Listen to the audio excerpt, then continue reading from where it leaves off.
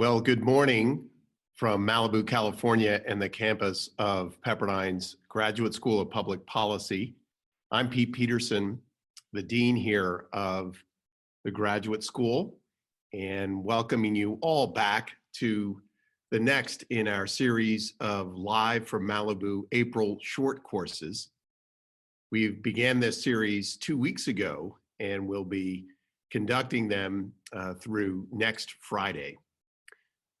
This morning is the next in our series of classes by Dr. Bill McClay, who is our Ronald Reagan Professor of Public Policy here at the Graduate School.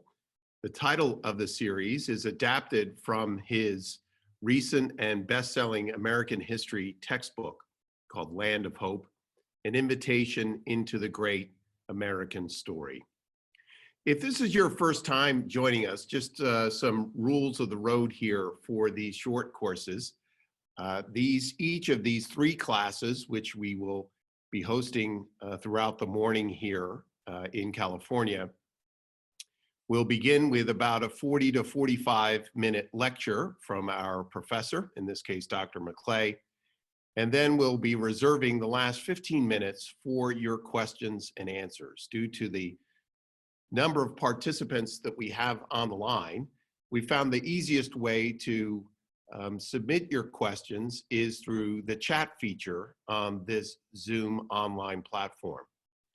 If you scroll to the bottom of your screen, you should see the chat button. And if you tap on that chat button, you'll be able to type in your question. Now, you're welcome to enter your questions in throughout the session, but just know that when we hit the 15-minute mark remaining in our class, I'll be pulling these questions up and directing them towards Dr. McClay.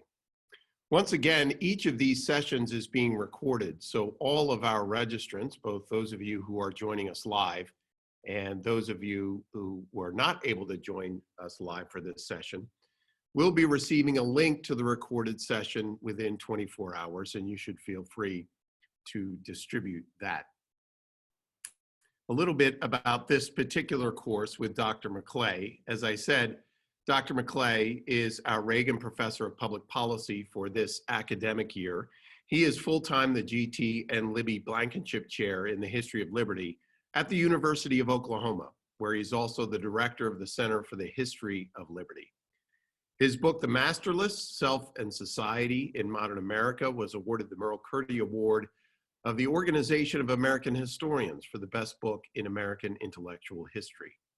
Among his other books are The Student's Guide to U.S. History, Religion Returns to the Public Square, Faith and Policy in America, Figures in the Carpet, Finding the Human Person in the American Past, and an editor of the book Why Place Matters: Geography, Identity, and Public Life in Modern America. As I said, this particular series is adapted from Dr. McClay's recent and current best-selling American history textbook, which I encourage you all to pick up, Land of Hope, An Invitation to the Great American Story. And so with that, I will welcome you here into LC 155, our classroom here, just on the edge of the Gullsway patio at the top of the Malibu campus, and bring in Dr. McClay. Thank you, Pete. I love that introduction with the painting of the mise en scène. It's like hearing the Guy Lombardo from the Rainbow Room. And I won't do anything musical. I won't commit music in this lecture. But in fact, the topic of the lecture is that most unmusical subject, war, unharmonious subject. The Civil War in particular. What I want to do is draw us back to some of the things that we said last time, the Revolutionary War, because in some sense the Civil War can be seen in a continuum with war as part of the task of thinking through how to combine the advantages of combination with the advantages of self-rule. Self-rule was a big principle in the revolution. And I read that quotation to you last time from the gentleman who participated in the war effort. It was all about us being able to rule ourselves. Well, yes, indeed, but how do you have a cohesive British Empire with a contingent of colonists who say, well, that's all very well and good for you to send an army to defend us, but we're not paying taxes to you for it. Theoretically, it's possible that something could have been worked out, some sort of scheme, some sort of federal scheme could have been worked out in which you could have had a equal and harmonious distribution of powers that went to the crown, to the parliament, and powers that resided in the individual colonies. And one big happy but somewhat contentious empire would be the result. But given the state of transatlantic communications in the 18th century, this was not going to be possible.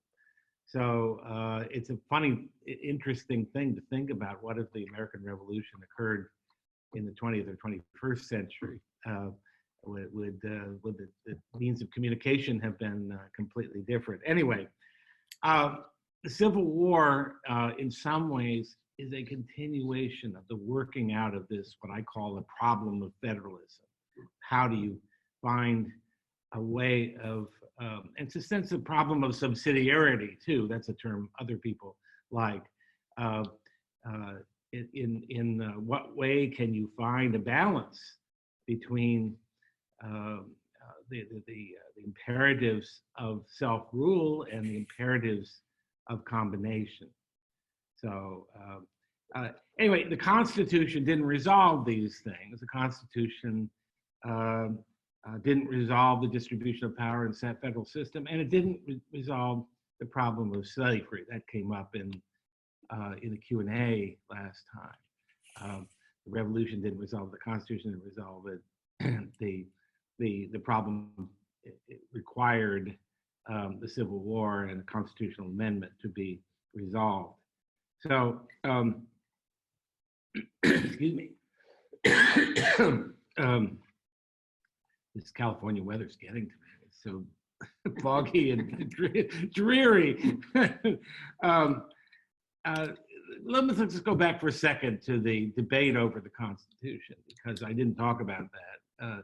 And I'm not going to talk about it much, but we can simply say that the Articles of Confederation, the charter under which the revolution and the aftermath conducted the affairs of the United States, was in the eyes of a great many people, including the most ambitious among the founders and framers, was deemed inadequate. Inadequate in its strength, particularly its strength of central authority to see to the affairs of an independent country, which after all has to conduct a foreign policy, among other things, has to raise taxes, has to introduce a currency, has to regulate trade, all sorts of things that the Articles were just ill-equipped to do. So there was a consensus among people like Madison and George Washington and so on that something had to change, hence the Constitutional Convention. But much of the opposition to the Constitution stemmed from an important portion of the American formula, that is the idea of self-rule, that in granting too many powers to a central government, particularly to a president, what the framers of the Constitution were doing was that horrid, much feared thing. They were effecting a consolidation of the states. The word consolidation had a kind of sinister ring to it, sort of like communist in the 20th century, maybe today too. So what results is, and my colleague Gordon Lloyd, who'll be coming after me, has put this very well, a kind of conversation. American political thought is not any one thing, it's a conversation between contending principles, each of which has validity in its context. In some ways, the Constitution is a charter for the rules of engagement between and among these different elements, allowing for self-rule in some ways, allowing for national unity in other ways. Well, conversations can sometimes turn into arguments, shouting matches, and that was the case in much of the first half or so of the 19th century. It wasn't exclusively a North-South thing from the start. In fact, the first serious talk of secession came out of the War of 1812, which is very unpopular among Northern merchants. And the Hartford Convention in 1814 was an exploratory venture into the idea of secession. But eventually, of course, it does become a North-South issue. The conflict over which is preeminent, the power of the national government or the power of the states. Do states have sovereignty? If so, how much? And in what areas? And slavery becomes central to the way that division becomes articulated and the economic motives behind it. The founders, again, as I talked about last time, sort of the Constitution is not an unmixed bag so far as slavery is concerned. There are protections of slavery built in. There's also a abolition of the slave trade that is made possible and looked toward. Slavery itself is not mentioned. There's all sorts of indications that the framers were very, very wary of introducing that word and thereby legitimating the concept of property in man. So there's a feeling among, and I mentioned Roger Sherman, there are many others who were among the greatest of the framers, who believed sincerely, fervently even, that slavery was a relic of the past. It would pass away. The eventual extirpation of slavery was a foregone conclusion. Well, they didn't reckon with the invention of the cotton gin, which made the cotton economy of the South hugely profitable and underwrote fortunes that were not likely to be yielded over the principle of extending the rights of man to all men. So this is an issue that was dodged a bit at the Constitutional Convention with the hope that eventual extirpation would occur. It did not. And one issue that comes up several times that also makes a settlement, even an uneasy settlement of the issue of slavery impossible, is the expansion westward of the nation. The Louisiana Purchase in 1803, which was a great step forward for America as a nation. Ironically, one of the greatest acts of Thomas Jefferson, Mr. Strict Construction Constitutionalist. But it opens the way to conflict over whether slavery is going to be permitted in the territories and eventually states that result from the carving up of those acquired lands. The Missouri Compromise of 1820, the controversy, was a signal example of this. Jefferson said it was like a fire bell in the night. He feared that it would be the undoing of the nation. There was a sense that something very ominous was brewing even then. Missouri Compromise, in a way that to our eyes today seems calculated to fall apart, eventually settled the matter for the time being and attempted a equal division of slave and free states. which lasted for about 30 years, amazingly. But then the step came that I would argue made the Civil War almost inevitable, and that was the Mexican War. The Mexican War, 1846 to 48, when the Treaty of Guadalupe Hidalgo is finally signed in February of 1848, greatly expands. It's like another doubling of the United States, much as the Louisiana Purchase was. A million square miles added to the country through the annexation of Texas and the land ceded by Mexico as a result of the war. And Mexican War was seen as a great victory, a victory for republicanism, democracy, or the values of the Declaration over against the monarchism and exploitive colonialism that characterized the Mexican regime in the eyes of contemporaries. And then you add to that this great victory, the discovery of gold in California in 1848, the gold rush that ensued, which was not just an economic boom, but a population boom. California becomes settled in, settled by people anyway, you wouldn't call it settled, in the blink of an eye. And so almost overnight, there's the need for some kind of authority in this territory to, which is not even territory yet, to produce order and stability. So California is on the fast track to becoming a state, an enormous state, sort of anchoring the western continental expansion of the country, but tipping the balance decisively against the slave states.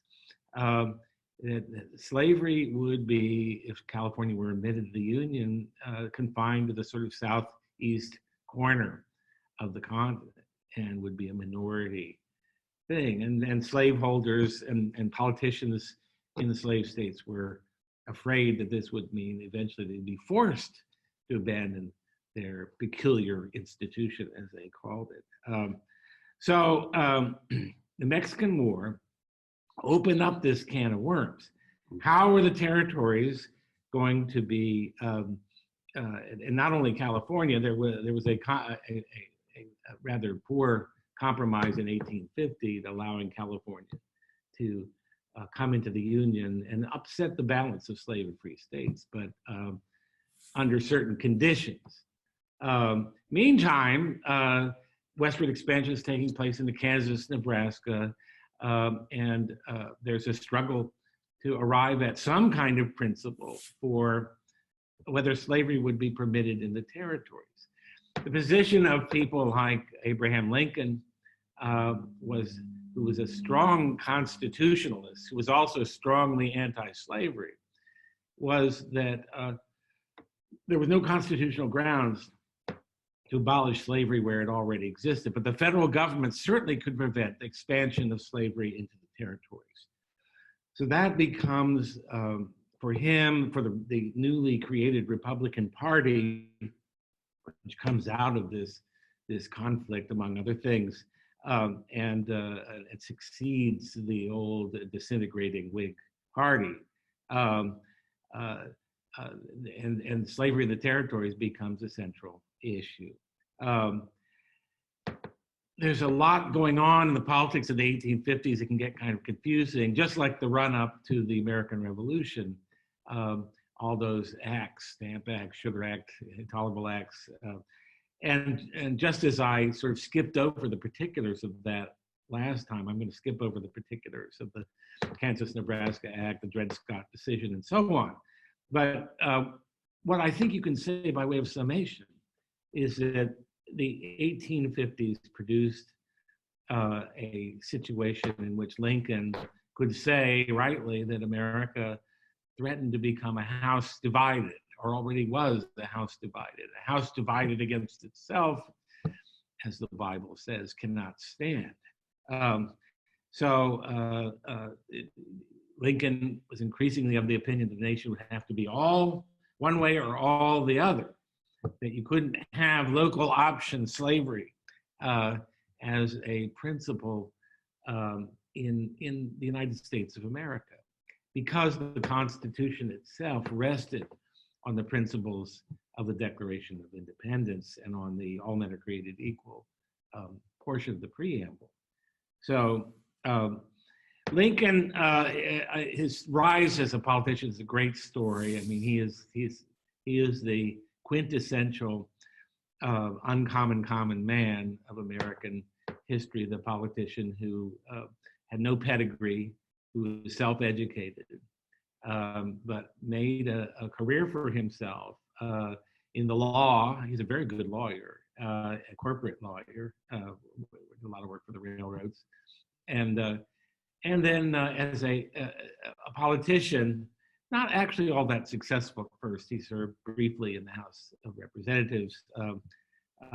Incidentally, was a great opponent of the Mexican War for reasons that I think I've already touched on. He was very prescient about the way in which that westward expansion would open up questions that the country was not yet able to solve and that might bring on great destruction.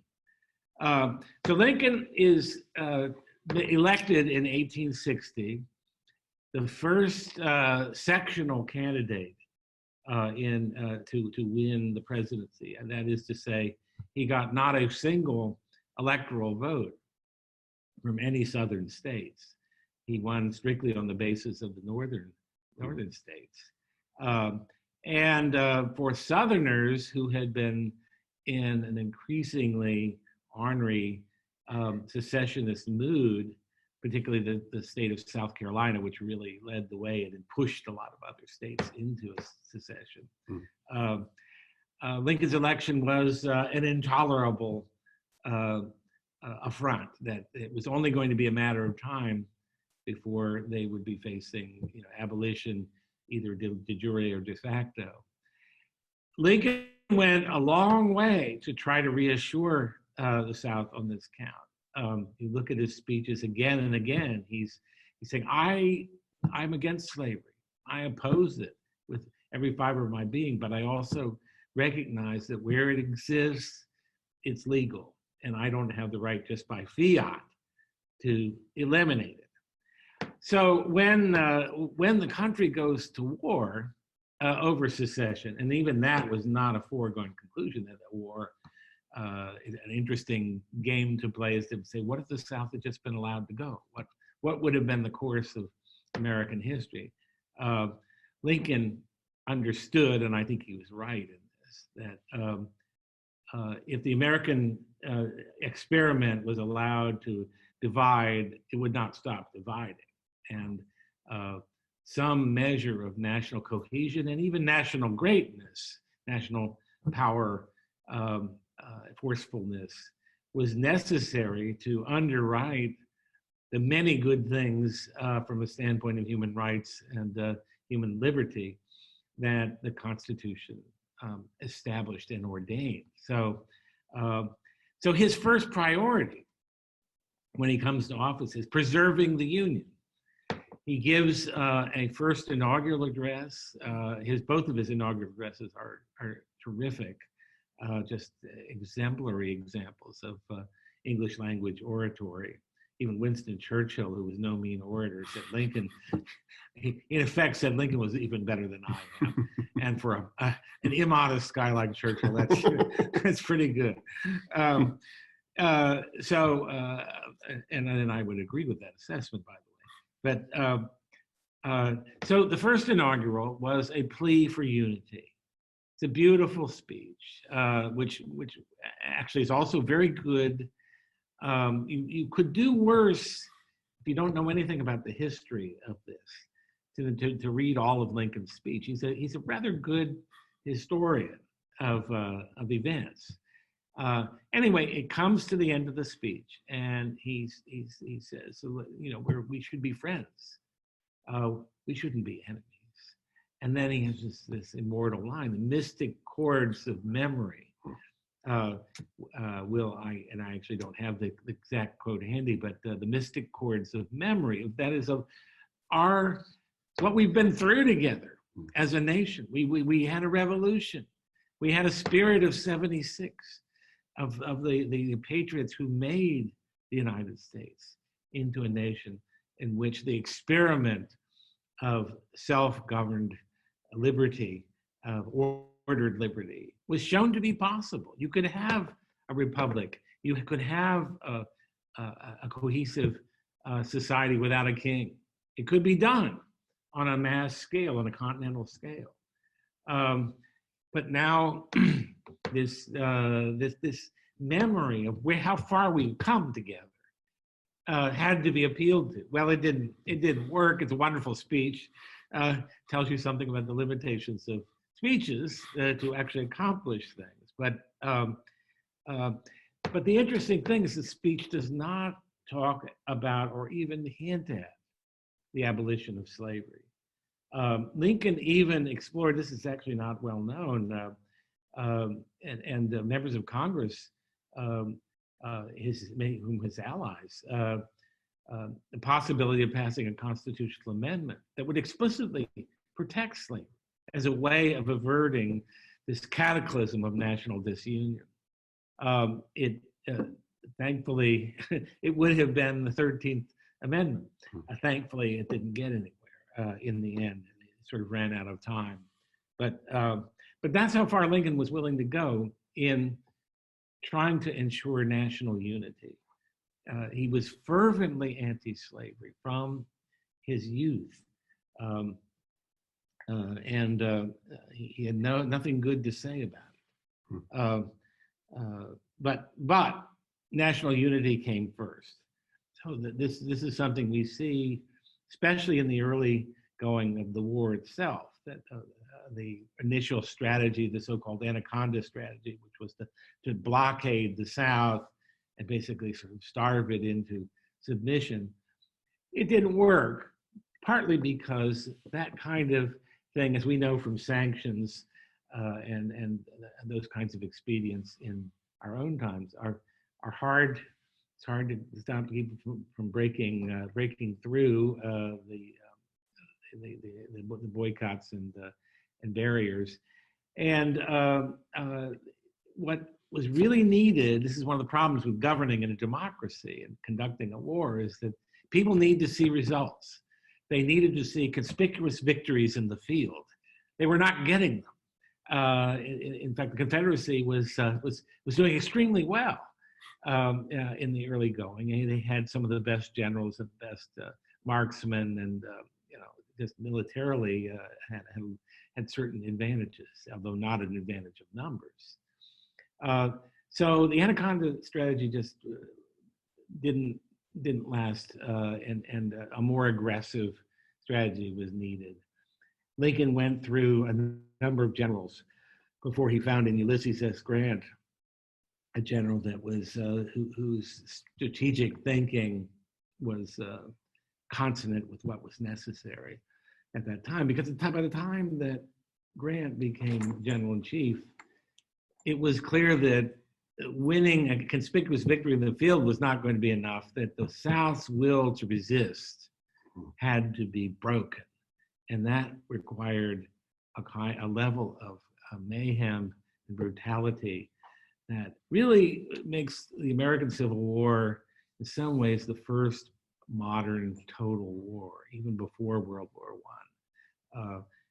One could argue that. The North, as I said, had great advantages coming in. It had the banking system. It had a much more developed transportation system. That would prove to be very important tactically. It had larger population. It had all the industry. But the South had certain advantages. It was fighting a defensive war. All it needed to do was to hang on to its own claims and have the North sort of run out of gas fighting on unfamiliar ground. And the South, if the South could give a decent accounting of itself, it might well attract European support, just as the United States had in the American Revolution.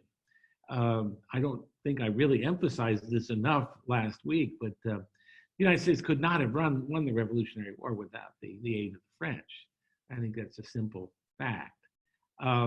And it was something people were very aware of, that maybe the French, maybe the British, whose textile mills depended on Southern cotton, could be brought around to seeing the merits of recognizing the Confederacy and if not actively supporting it. So the South had these advantages. The war turned out to be much bloodier and more difficult than anyone really had anticipated. By the time that things began to turn, the tide began to turn a little bit in favor of the Union, Battle of Antietam, which was really a standoff in some respects, but a strategic victory. Lincoln thought it was time, for a variety of reasons, for moral reasons, to present to the nation a justification that was a higher order and less abstract than just preserving the Union.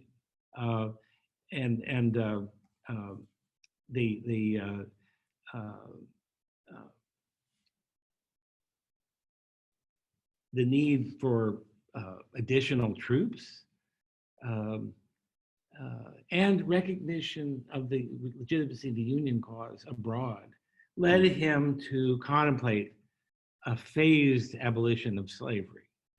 And this is where the famous Emancipation Proclamation comes in. It comes right after Antietam. And it doesn't free all the slaves. It's not a high edict. A lot of people find the Emancipation Proclamation very frustrating because Lincoln doesn't enunciate some grand principle of the rights of man. It's a very tedious legal document. Lincoln was a lawyer. But the reason he did it that way is that he wanted to stay within the bounds of the Constitution. The Constitution didn't give him the right, didn't give Congress the right to abolish slavery in one fell swoop.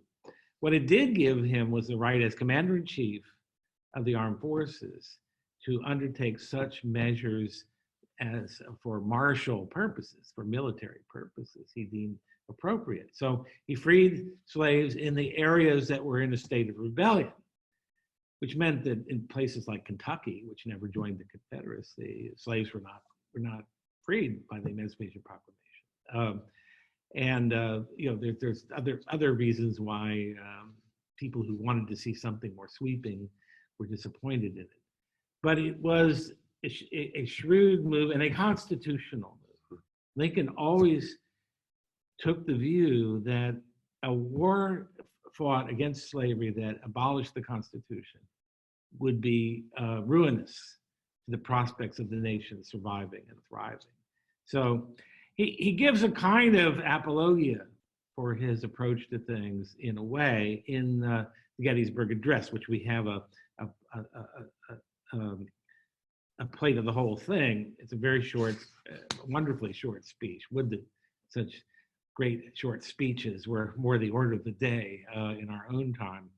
But Lincoln is, I just want you to take a look at it. Lincoln is being the historian here. He's beginning this speech, which is dedicating the cemetery at Gettysburg, in Gettysburg, Pennsylvania, where a crucial turning point battle of the Civil War was fought and won by the Union. And this is about 5 months later. And he gives a little history.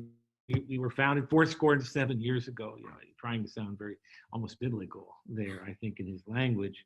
And the nation he describes as being dedicated to the proposition that all men are created equal. Well, not everybody in the South's going to agree to that proposition, but it's a way of then justifying where he goes with it. That the people who died, the people we're burying here, have died for the sake of that cause, of realizing that cause, of realizing that nation that is unique in human history.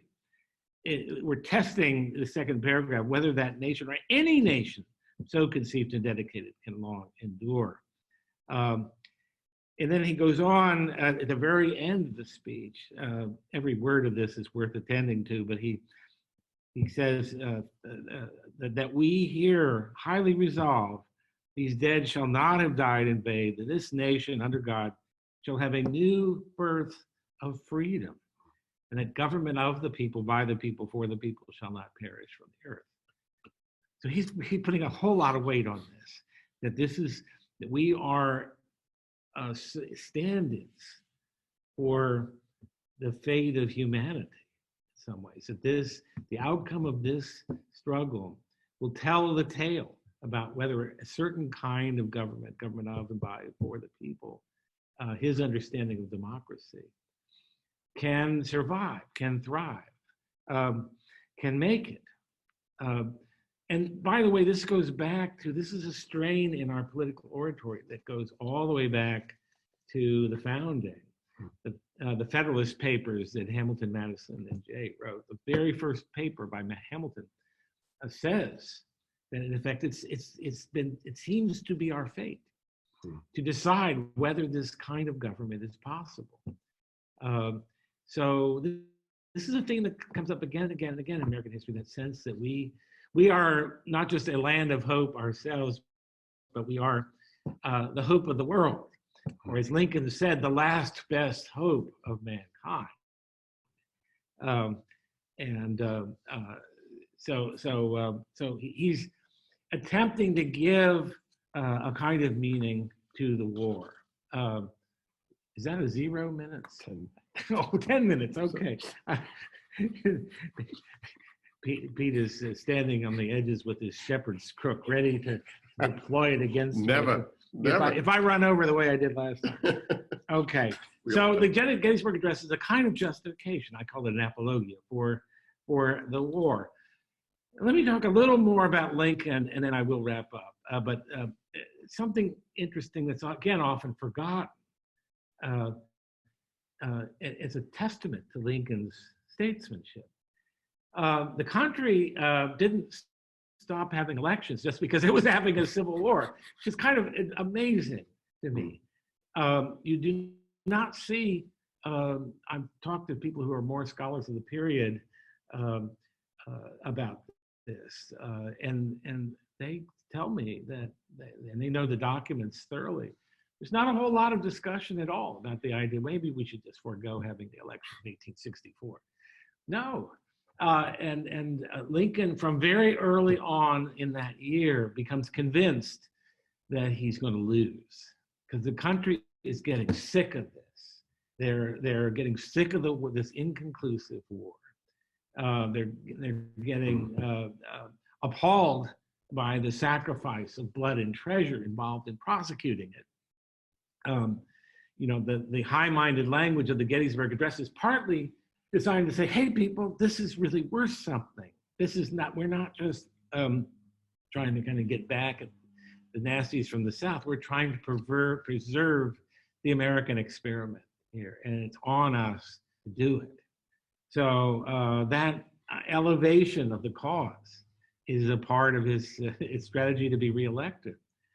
But really, what really turned the tide, but let me emphasize again, he expected as late as August of 1864 to lose.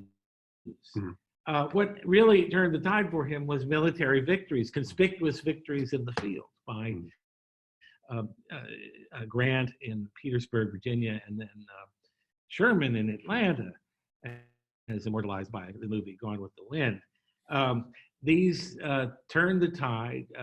Sherman's march to the sea, which people in the South still talk about, was part of a strategy to convince the South their government could no longer protect them, to give it up. So by the time Lincoln is easily reelected, and he gives a second inaugural address that is really a speech for the ages, I think even greater speech than the first inaugural.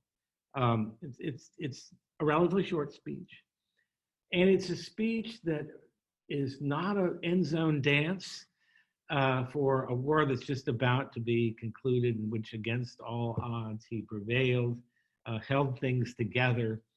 No end zone dancing in this. This is an anti-end zone dance speech. It is a speech that's permeated with the mood of national self-searching. We think Lincoln was reading the Bible quite a bit and trying to discern how the hand of God operates in events in the world. There's a very biblical tone to it. And especially if you look at this whole passage, and this is just part of the speech, but he's talking about God and the fact that both sides prayed to the same God and read the same Bible. This is a few lines down from the beginning. And that maybe in some way, I paraphrase brutally here, we had this coming. Maybe in some ways this is God's payment to us, or God. Yet if God wills that this war, this mighty scourge of war, continue till all the wealth piled up by the bondsman's 250 years of unrequited toil shall be sunk until every drop of blood drawn by the lash will be paid by another drawn with the sword. As was said 3,000 years ago, so still it must be said, the judgments of the Lord are true and righteous altogether. So I'm not going to question God in this. I'm going to question ourselves. We look at ourselves. And so he concludes, famous words you all know, with malice toward none, charity for all, firmness in the right, as God gives us to see the right. Let us strive to finish the work, bind up the nation's wounds. He doesn't say, let us, really smash to smithereens those rebels. That's not what he says. Now you can say, and I rightly say, well, this is March 4th, the end of the war was coming, in a little bit more than a month. He could afford to be generous. Yeah, but he chose to be generous.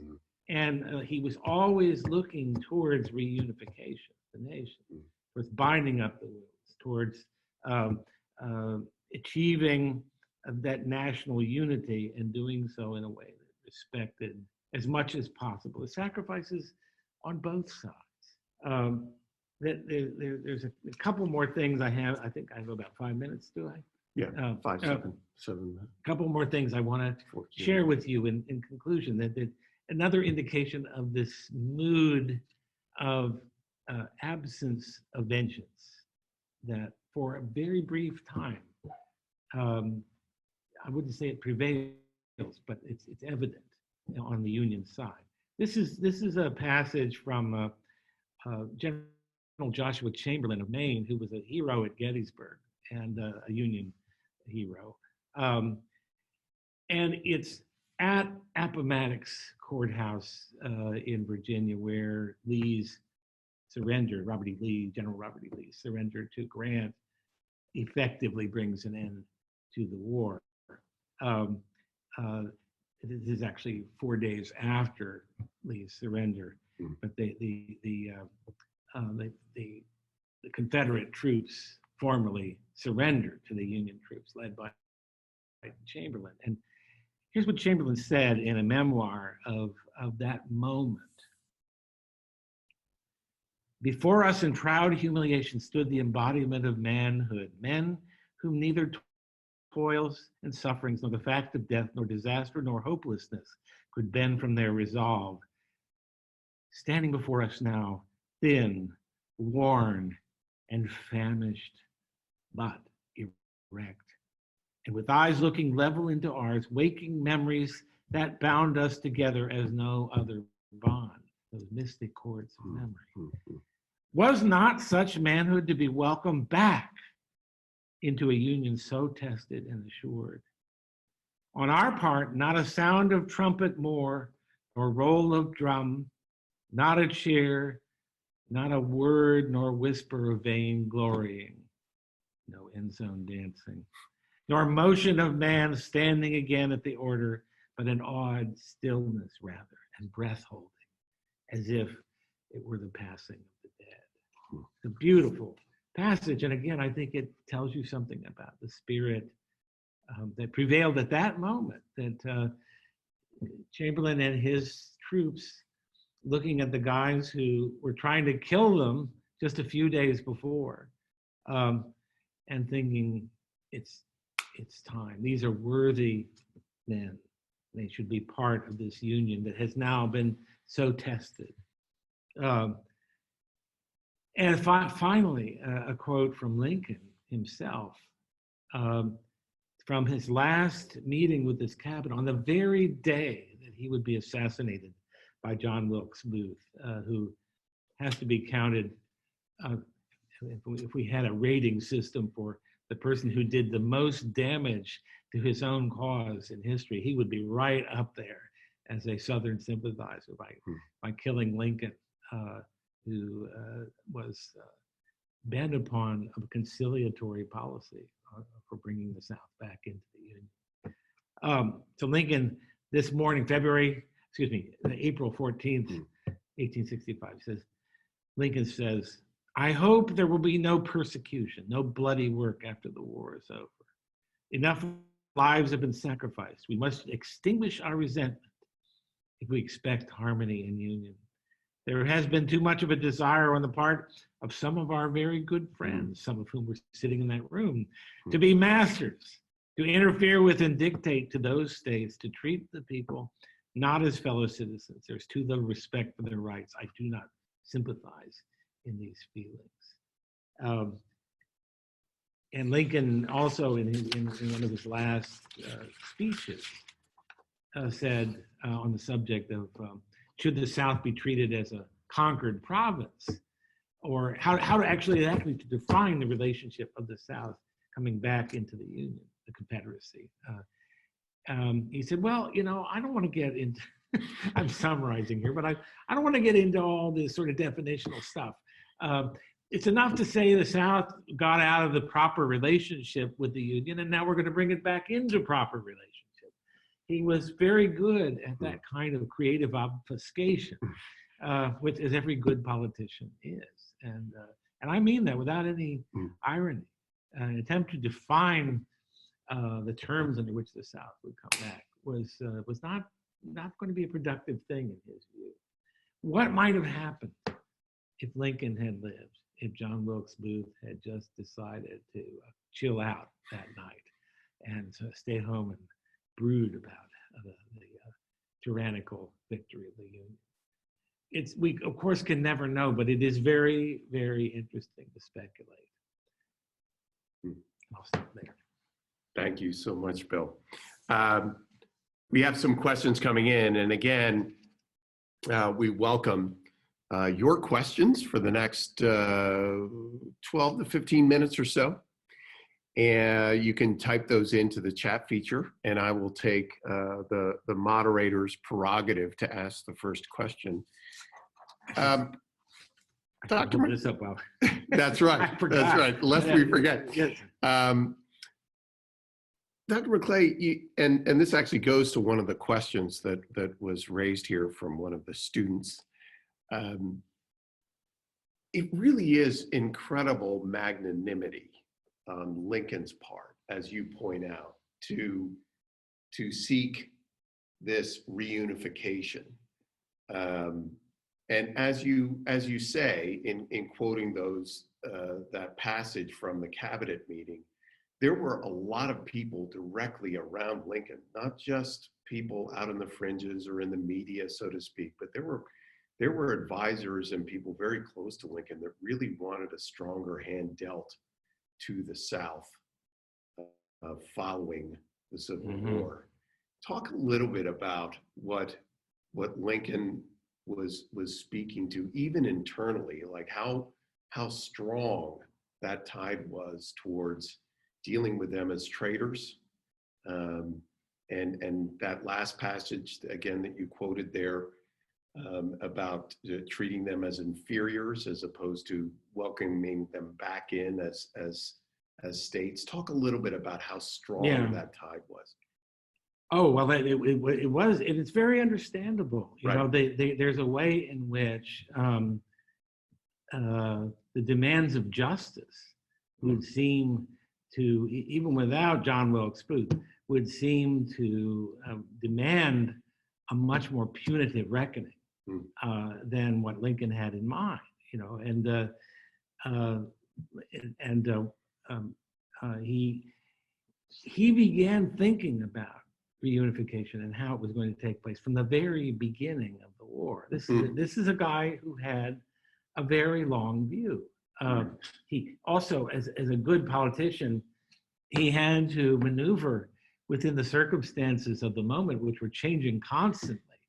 I think one of the reasons he's so worth studying is that he's a consummate maneuverer. I think the Steven Spielberg movie about him actually gives you a sense of him as a canny politician, horse trader with the best of them. But he also had a much, much longer view. And one of the reasons he came out for unity very early on is that he really did see that as the imperative goal, without which all the other objectives would not be possible. And through thick and thin, he stuck with that. Something about your question, there were a lot of Northerners, particularly New Englanders, who had for a long time, and I think Northern Whigs would be characteristic of one of the reasons the Whig Party came apart, this radical difference. But they were opposed to the Mexican War because they saw this as an attempt to expand the empire of slavery. There was deep suspicion of the South's motives from the word go. And there were plenty of people who were perfectly happy to let the South go. Thoreau, who opposed the Mexican War famously, he died before all of this kind of occurred, but he would have been perfectly happy to have the South go. The South's presence in the Union was polluting it.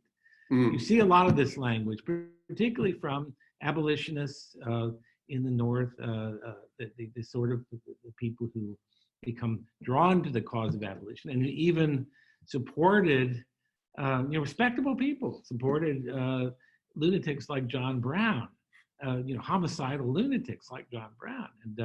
And Emerson says that, that the gallows shall be as a cross at the time of the execution of John Brown. So there's a sense of the South as just irredeemable. Let them go. Let them kind of sink into their own mud. So the idea that the South, that they were our brothers, that they belonged in the Union, this didn't, of course, Lincoln was born in Kentucky. Lincoln was, in some ways, a child of the South. And the southern parts of Illinois, Indiana, Ohio, where Sherman got a lot of his soldiers, was very, and it still is actually very southern in Appalachian and southern in its cultural texture. But so that may partly explain it. But definitely Lincoln's opposition to slavery, which is not abolitionist. He doesn't become an abolitionist until the war. Is not quite in line with some of the more radical Republican sentiments. And the progress of the war seemed to give more and more support to the radical point of view. So yeah, I think he had a lot. One of the things about that 1964 election, I could keep coming back to that. Well, and I just want to just interject because I see where this could be segueing. It really does tie into several questions. Okay, yeah, I'll stop there. No, and I'll just say that what Lincoln might be saying today, because I think there is something, there's something just incredible about Lincoln's ability to speak these healing, unifying words. Yet at the same time, as you've pointed out, that 64 election was a real close run thing. As you say, even in August, he was getting berated by not just the South, but Copperheads in the North. I mean, this was not something that he knew he was being swept into re-election. He was a very unpopular president during his presidency. that's the thing that I think is completely bleached out of our historical memory of him, is how much negativity, man, how much negativity he had to swim through to do his job. And that's another reason to look at his statesmanship with admiration. Is that he wouldn't say that he never played to the crowd. You know that famous saying, you can fool all the people, some of the people, some people all the time. You know, that's a brilliant statement when you think about it. That you can't swim totally against public opinion, but you can swim against an awful lot of it if you have the right principle upholding you. On the question of what would Lincoln say now, I think that I'm very clear about some things he would say. I don't know what he'd say about, you know, capital gains taxes and that sort of thing, but or Medicare for all. I don't think he'd be for Medicare, but he might like some things about Bernie Sanders. But what he would insist on is the centrality of the Constitution to our national self-definition. And he would insist on the legacy, the honorable legacy of the past. He refers to it again and again in his speeches. It's the patriots of 76, spirit of 76, that's 1776. The spirit of the American Revolution. And it's to honor that revolution, to honor what it attempted for the sake of the American people, for the sake of the whole human race, that he calls forth that extra measure of devotion from his auditors. So I think if he were around now, he'd be very unhappy about Howard Zinn and Howard Zinn's People's History of the United States, which makes America the locus of evil in the world. And he'd be unhappy with that kind of disregard. He would not be unhappy with a complicated view of our past. Right. Not at all. That second inaugural was essentially a complicated view of. There is a sense that the war may have been, he doesn't say it is, but it may have been a kind of atonement, a kind of atonement for our sins. And it's not an atonement for the South's sins. It's atonement for all of our sins. That is huge. It is. And it wasn't, somebody's just published a book I have not yet read about the reception of Second Inaugural. And evidently from the reviews I've read, he finds an awful lot of people who did not like it, North and South. So neither one wanting to say that they had a sinful nature to be. Yeah. Well, you know, when he says both sides prayed to the same God and read the same Bible. Yeah, but we read it right and they read it wrong. That's not his point. Yes. But he also doesn't say, well, you know, we may have been right to fight this war or may not. No. He doesn't say, he doesn't at all slack off on that. Yes. But he doesn't emphasize the war, the ongoing war effort in the speech. He emphasizes the charity and the binding up of wounds and getting back together as a nation. And couldn't it be said, Bill, that his ability to do that was always keeping the first thing first, and with him maintaining the Union, which was essentially defending the Constitution, right? The Constitution defines the Union. Yes. That was such a driving force for him.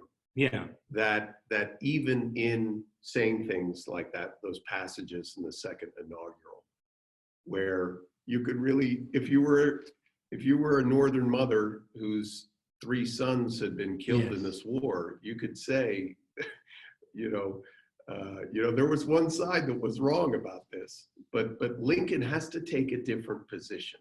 Yeah. I think, let me say something a little controversial. I think Lincoln would be opposed to the removal of Confederate monuments. I think he would see it as pouring salt on wounds that ought to be allowed to heal, and that largely have healed. I love the Charles Barkley, the great basketball player and famous mouth of the world. When this whole controversy erupted and he was asked what he thought, he said, "I never pay any attention when I'm driving my fancy car around Lee Circle in New Orleans. I never pay attention to that."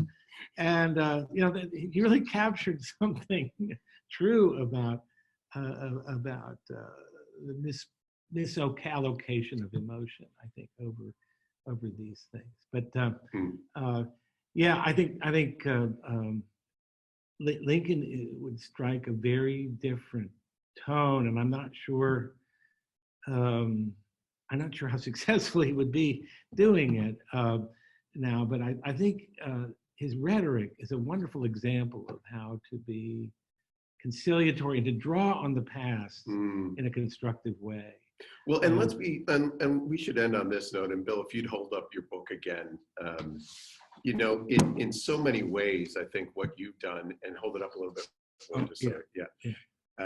Available in all your major booksellers. I cannot recommend this book highly enough because what you've done in this is, and I'm not being grandiose in this, is taken a Lincolnian understanding of history, that it should be something that is not just about facts and figures that we understand. These are not mathematical equations. It's a reading of a history that can bind us together, especially in times of crisis. And I think back to your first lecture when you quoted from C.S. Lewis's Learning in Wartime, when you had that incredible passage about the importance of history and setting context for crisis events. And in that, there needs to be some connection, these mystic chords of memory, which are stress tested in times like this, times like we're living. You think about what are the events that draw people together? I mean, funerals, because funerals involve, are coming together to express collectively our sense of loss, our woundedness at the loss of someone precious to us, either as a member of our family or a leader, someone admired leader in the nation. In general, the memory of shared sacrifices and shared loss is one of the most powerful things that binds people together. And it's something that those of you out there who are either venturing onto the path of public policy or already on it need to be mindful of. Is drawing constructively on those memories and not treating everything in politics as a puzzle to be solved. Well, we'll conclude on that note. Bill, we'll be back together next week. Can you give us a little heads up on what we'll be talking about next Friday? I want to talk about the sort of progressive challenge to the constitutional order, the rise of the administrative state. And I don't know how far up to the president I'll take it. I'm always wary of going too close to the president. But you are a historian. Yeah, that's true. Although I was impressed by the governor of New Jersey, your native state, the other day, who was asked by a television interviewer, "Don't you think all these restrictions that we're placing on people kind of violate the Bill of Rights, the First Amendment, the right of worship, of freedom of assembly?" And he said, "Oh, Bill of Rights, I didn't even think about that. That's above my pay grade." That's right. Yeah. The Bill of Rights is above my pay grade, says the governor. Never become a people for whom the Bill of Rights is above our pay grade. Very good, very good. Well, thank you all for joining us again. You'll be getting the recorded session shortly following this. Thank you to Melissa Espinosa, who is behind the scenes and producing these. She makes the PowerPoints. We have our next class coming up for some of you who join us for either 2 or 3 of these classes. Dr. Gordon Lloyd will be with us in about 25 minutes. But whether you're joining us in 25 minutes with Dr. Lloyd or joining us next week, thank you so much, and good morning from Malibu.